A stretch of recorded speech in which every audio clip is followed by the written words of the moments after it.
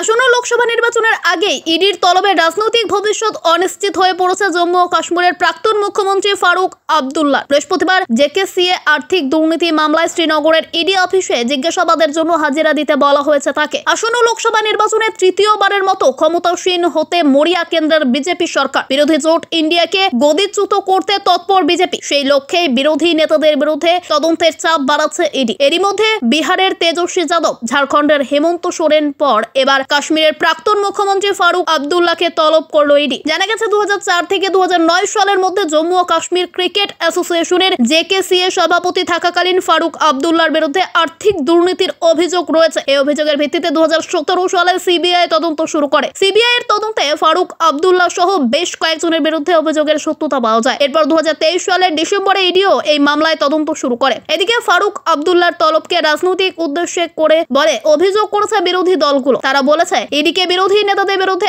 ব্যবহার করা হচ্ছে। ফারুক আব্দুল্লাহর আইনজীবীরা বলছেন তাদের মক্কেল সবসময় আইনের প্রতি শ্রদ্ধাশীল। তিনি ইডির তলবে হাজিরা দেবেন এবং সব প্রশ্নের উত্তর দেবেন।